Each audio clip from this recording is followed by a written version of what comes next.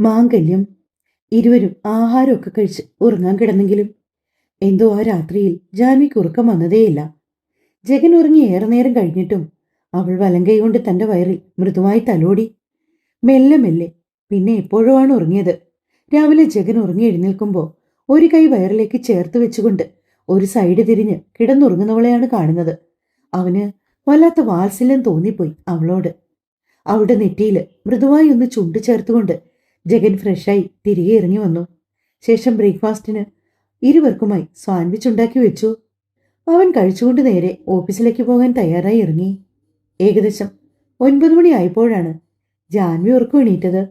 മെല്ലെ എഴുന്നേറ്റ് ബെഡിലേക്കിരുന്ന് അവൾ പ്രാർത്ഥിച്ച ശേഷം ആ കൈ തന്റെ വയറിലേക്ക് ചേർത്ത് വെച്ചു. പിന്നെ ഓരോരോ കാര്യങ്ങളായി ചെയ്തുകൊണ്ട് ഹോളിലേക്ക് ചെന്നു. ജഗൻ ഉണ്ടാക്കി വെച്ച സാൻഡ്വിച്ച് കഴിക്കാൻ അവൾക്ക് തോന്നിയില്ല. നല്ല ചൂട് ദോശയും ചട്നിയും കഴിക്കാൻ പെണ്ണിനൊരു ഭൂതി തോന്നി. അടുക്കളയിൽ ചെന്നപ്പോൾ ഫ്രിഡ്ജിൽ ദോശമാവ് ഇരിപ്പുണ്ട്. പിന്നെ മറ്റൊന്നും ചിന്തിച്ചില്ല. പാൻ എടുത്തു വെച്ച് ദോശ 2-3 ചുട്ടെടുത്തു. ഫ്രോസൺ തേങ്ങാ ചിരണ്ടിയതുണ്ടായിരുന്നു. അതെടുത്ത് ഓവനിലേക്ക് വെച്ച് ഒന്ന് ചൂടാക്കിയ ശേഷം മിക്സിയുടെ ഏറ്റവും ചെറിയ ജാറിലേക്കിട്ട് ഒരു തട്ടിക്കൂട്ട് ചമ്മന്തി ഉണ്ടാക്കി. അതുമായി ടിവിക്ക് മുന്നിൽ വന്നിരുന്നുകൊണ്ട് അവൾ ടിവിയൊക്കെ കണ്ട് ആഹാരം കഴിച്ചു. ഇടയ്ക്ക് ദാഹം തോന്നിയപ്പോൾ ഒരു ജ്യൂസ് ഉണ്ടാക്കി കുടിച്ചു. എന്തോ ഇപ്പൊ തന്നെ കൂടാതെ തന്റെ ഉള്ളില് മറ്റൊരാൾ കൂടി ഉണ്ടെന്നുള്ള ചിന്ത വന്നതിന് ശേഷം ജാൻവിക്ക് എപ്പോഴും എന്തെങ്കിലുമൊക്കെ കഴിക്കാൻ തോന്നും.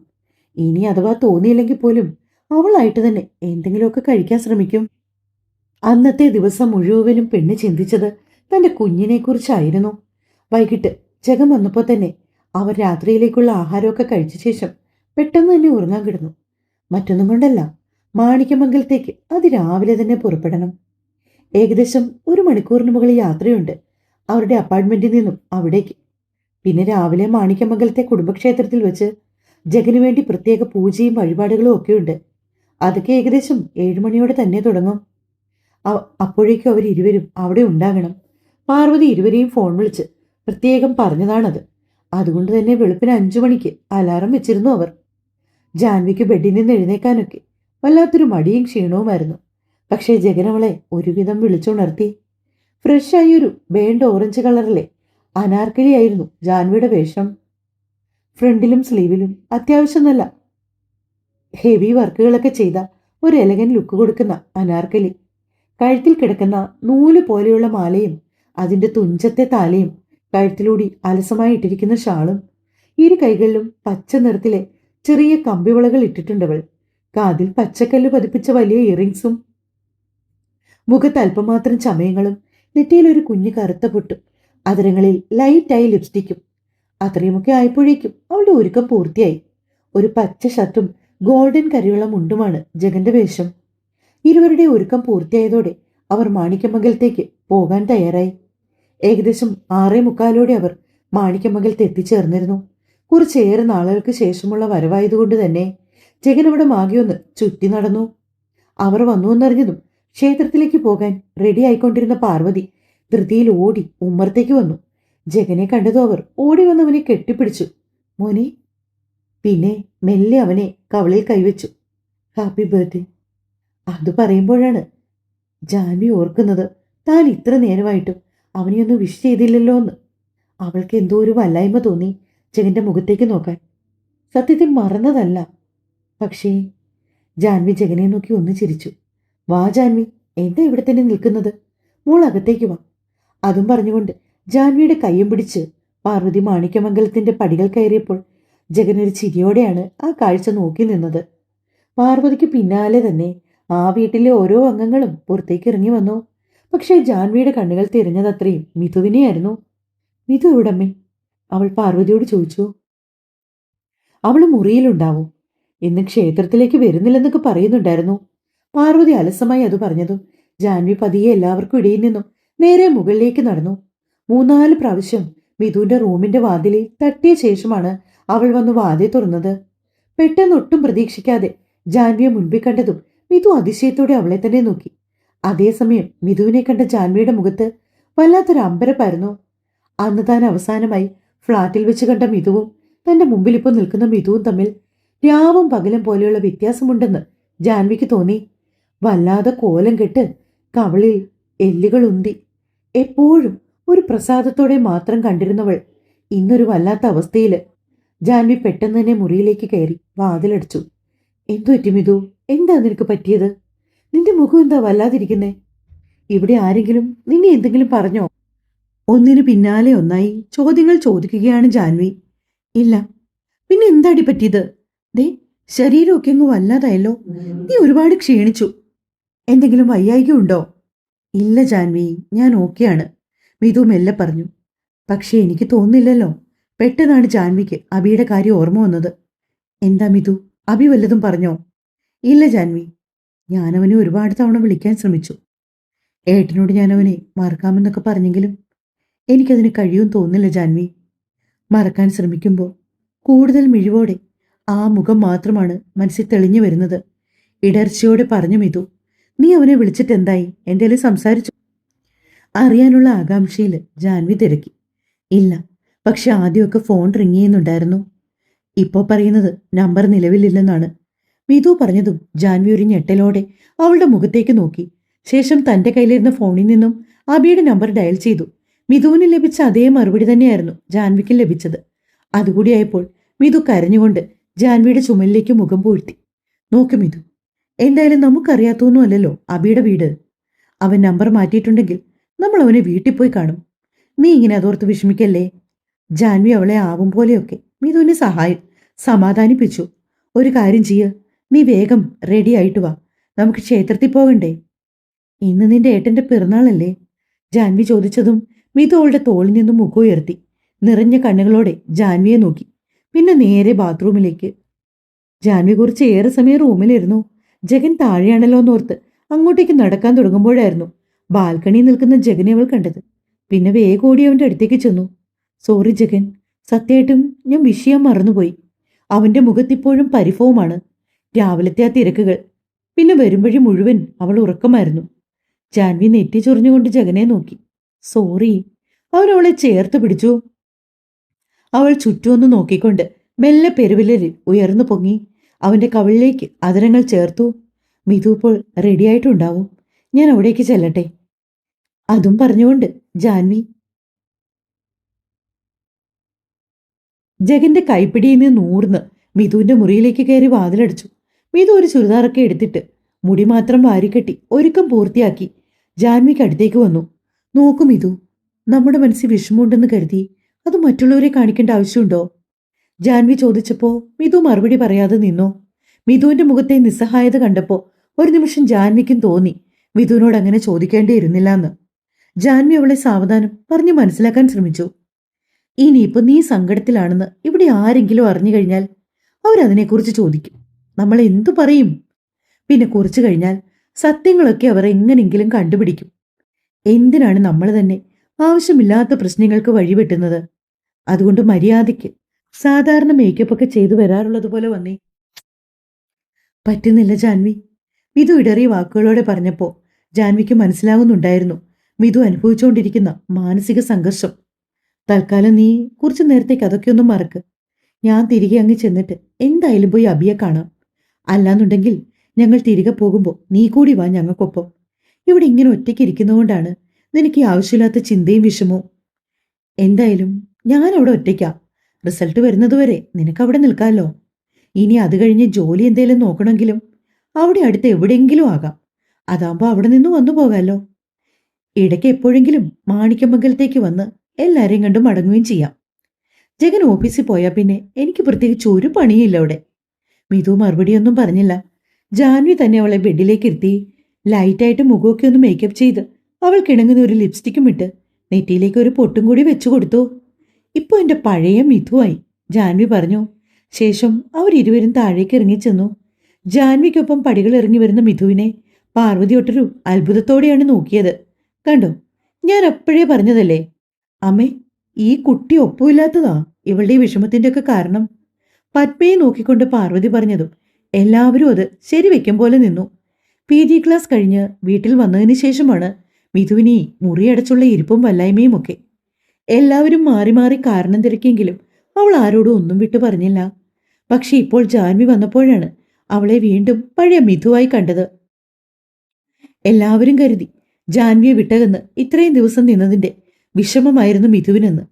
എന്തായാലും പോട്ടെ, ഇനിയിപ്പോ നിന്ന് സമയം കളയാൻ നിൽക്കണ്ട. നിന്റെ വിഷമം അറിയില്ലോ?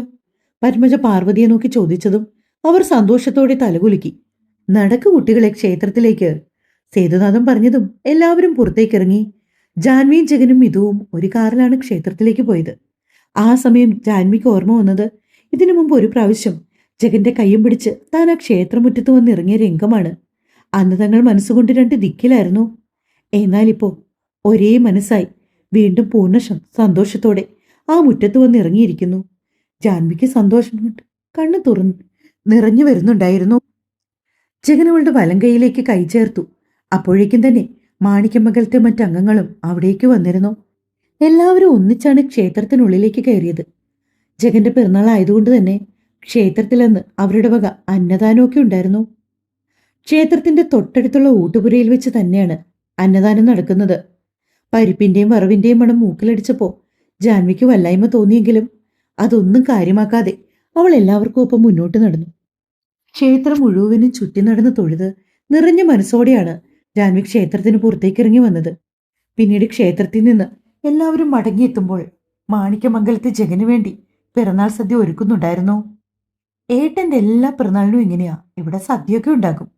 മിഥു മാണിക്യമംഗലത്തെ മുറ്റത്തുകൂടി ജാൻവിക്കൊപ്പം നടക്കുമ്പോഴായിരുന്നു അത് പറഞ്ഞത്. അതെന്താ, അപ്പൊ നിന്റെ ബർത്ത്ഡേക്ക് സദ്യ ഒന്നും ഉണ്ടാക്കാറില്ലേ? ജാൻവി മനസ്സിൽ തോന്നിയ സംശയം തിരിച്ചു ചോദിച്ചു. അങ്ങനല്ല, അമ്മ പണ്ട് പറയാറുണ്ട്, അമ്മയുടെയും അച്ഛൻ്റെയും വിവാഹം കഴിഞ്ഞിട്ട് 3-4 വർഷത്തോളം അവർക്ക് കുട്ടികളില്ലായിരുന്നുവെന്ന്. അങ്ങനെ അവർ രണ്ടാളും ചേർന്ന് ഗുരുവായൂർ പോയി. ഗുരുവായൂരപ്പനോട് കരഞ്ഞു പ്രാർത്ഥിച്ച ശേഷമാണ് അവർക്ക് ഏട്ടനെ കിട്ടിയതെന്നാണ് പറയുന്നത്. അതിൽ പിന്നെ ഇടയ്ക്കിടയ്ക്ക് അമ്മയും അച്ഛനും ഗുരുവായൂരൊക്കെ പോകും. മുമ്പൊക്കെ ഏട്ടനും പോകുമായിരുന്നു. പിന്നെ ജോലി തിരക്കുകളുമായി ബന്ധപ്പെട്ട് ഏട്ടൻ പോകാതായപ്പോൾ ഏട്ടന്റെ എല്ലാ പിറന്നാളിനും ആരും പോയില്ലെങ്കിലും അച്ഛനും അമ്മയും പോകും. അവരും മെനഞ്ഞാന്ന് ഗുരുവായൂർ പോയിരുന്നു. ഇന്നലെയാ മടങ്ങി വന്നത്. മിഥു പറയുമ്പോൾ ജാൻവിക്ക് അതൊക്കെ ഒരു പുതിയ അറിവായിരുന്നു. അവൾ കൗതുകത്തോടെ കേട്ടിരുന്നു. വാ, നമുക്കിവിടേക്ക് ഒന്ന് ചുറ്റി നടന്ന് കണ്ടിട്ട് വരാം. ജാൻവി അതും പറഞ്ഞ് മിഥുവിന്റെ കൈപിടിച്ചു വലിച്ചുകൊണ്ട് വെറുതെ മാണിക്യമംഗലത്തെ പറമ്പിലൂടെ നടന്നു. ഒടുക്കം പലയിടത്തായി ചുറ്റിത്തിരിഞ്ഞുകൊണ്ട് അവരുടെ നടപ്പ് കുളപ്പടവിൽ വന്ന് അവസാനിച്ചു. ഇട്ടിരുന്ന പാന്റ് അല്പം മുകളിലേക്ക് ഉയർത്തി വെച്ചുകൊണ്ട് കുളത്തിലെ നല്ല തണുത്ത വെള്ളത്തിൽ കാല് നനച്ചാണ് ജാൻവി ഇരിക്കുന്നത്. മിഥു അപ്പോഴും താടിക്ക് കൈയും കൊടുത്ത് തെളിഞ്ഞ വെള്ളത്തിൽ കാണുന്ന സ്വന്തം പ്രതിബിംബത്തിലേക്ക് നോക്കി മുന്നോട്ട് എന്ത് ചെയ്യണമെന്നറിയാതെ ഒരിരിപ്പിരുന്നു. മിഥു, നീ ഒന്ന് സമാധാനായിട്ടിരിക്കെ. നിന്റെ ഇരിപ്പ് കാണുമ്പോഴാ എനിക്ക് കൂടുതൽ സങ്കടം വരുന്നത്. ഞാൻ പറഞ്ഞല്ലോ, നമുക്ക് അബി അവന്റെ വീട്ടിൽ പോയി കാണാം, അവനോട് സംസാരിക്കാം. ജാനി അവന്റെ ഉള്ളിൽ എന്നോടൊരു തരി ഇഷ്ടമെങ്കിലും ഉണ്ടെങ്കിൽ എത്ര നാൾ വേണമെങ്കിലും അവനു വേണ്ടി ഞാൻ കാത്തിരിക്കാൻ തയ്യാറാ. ആവേശത്തോടെ പറയുന്നവളെ ജാൻവി കണ്ണെടുക്കാതെ നോക്കി. എന്നാൽ ഏറെ നേരമായിട്ടും ജാൻവി അവിടെയൊന്നും കാണാതെ അവളെ അന്വേഷിച്ചു വന്ന ജഗൻ കാണുന്നത് അവർ കുളപ്പടവിൽ ഇരിക്കുന്നതാണ്. വെള്ളത്തിലേക്ക് കാല് നീട്ടിയിട്ട് മിഥുവിനോട് എന്തൊക്കെയോ കാര്യമായി സംസാരിക്കുകയായിരുന്നു ജാൻവി ആ സമയം. പെട്ടെന്ന് ജഗനെ പിന്നിൽ കണ്ടത് അവൾ ഒരു പകപ്പോടെ ചാടിപ്പടിഞ്ഞെഴുന്നേറ്റു. ഇരുവരും ഒരുപോലെ ഭയന്നു. അബിയുടെ കാര്യങ്ങൾ തങ്ങൾ പറഞ്ഞത് ജഗൻ കേട്ട് കാണുമോ എന്ന ചിന്തയിലായിരുന്നു അവർ രണ്ടുപേരും. അതേസമയം ഒരു ചെറുചിരിയോടെ അവർക്കരികിലേക്ക് നടക്കുന്ന ജഗനെ കണ്ടതും ഇരുവർക്കും മനസ്സിലായി അവനൊന്നും കേട്ടിട്ടില്ലെന്ന്. അവൻ എന്തെങ്കിലും കേട്ടിട്ടുണ്ടായിരുന്നെങ്കിൽ ഉറപ്പായും അവന്റെ പ്രതികരണം ഇങ്ങനെ ആവില്ലായിരുന്നുവെന്ന് അവർക്കറിയായിരുന്നു. എന്താ രണ്ടാളും കൂടി? അത് പിന്നെ ജാൻവിക്ക് കുളം കാണുമെന്ന് പറഞ്ഞപ്പോ ഞങ്ങൾ ഇങ്ങോട്ടേക്ക് വന്നതാ, മിഥു പറഞ്ഞു. ആണോ ജാൻവി? ജഗന്റെ മുഖത്തേക്ക് നോട്ടം കൊടുക്കാതെ കുളത്തിലേക്ക് തന്നെ നോക്കി നിൽക്കുന്നവളെ നോക്കി ജഗൻ ചോദിച്ചു. അതെ ജഗൻ, അതെ, ഞാനാ മിഥുവിനോട് പറഞ്ഞത് ഇവിടേക്ക് വരാന്ന്. രണ്ടാളെ അമ്മ വിളിക്കുന്നുണ്ട്. അമ്മയെന്തോ പായസമൊക്കെ ഉണ്ടാക്കിയിട്ടുണ്ട്. വാ, അധിക നേരം ഇവിടെ നിൽക്കണ്ട. അതും പറഞ്ഞുകൊണ്ട് മുൻപേ കയറിയ ജഗന് പിന്നാലെ അവരിരുവരും മാണിക്യമംഗലത്തേക്ക് നടന്നു.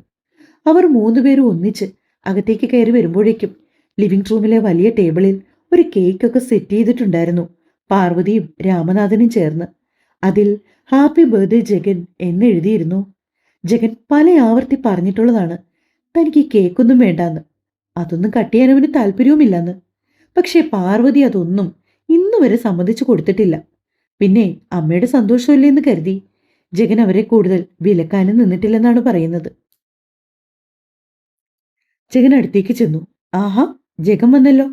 എല്ലാരും വരൂ, ഇനി കേക്ക് കട്ട് ചെയ്തിട്ടാവാൻ ബാക്കി. അവിടെ ഇവിടെയായി ഇരുന്ന കുടുംബക്കാരെ എല്ലാവരെയും പാർവതി ലിവിംഗ് റൂമിലേക്ക് വിളിച്ചു ചേർത്തു. എല്ലാവരും ഹാപ്പി ബർത്ത്ഡേ പാടി. ജഗൻ കേക്ക് കട്ട് ചെയ്തു. ജഗൻ മിഥുവിനൊപ്പം അല്പം മാറിയാണ് നിൽക്കുന്നത്. പാർവതിയും രാമനാഥനും ജഗന്റെ അപ്പുറവും ഇപ്പുറവും തന്നെയുണ്ട്. ആദ്യത്തെ കഷ്ണം ജഗൻ പാർവതിയുടെ വായിലേക്കും പിന്നെ അച്ഛന്റെ വായിലേക്കും വെച്ചു കൊടുത്തു. പിന്നെ മുത്തശ്ശിയും മുത്തശ്ശൻ, അങ്ങനെ തൊട്ടടുത്ത് നിൽക്കുന്ന എല്ലാവർക്കും. ജാൻവിക്കെന്തോ ആ സമയം മനസ്സിനൊരു കുഞ്ഞു പരിഭവം തോന്നി.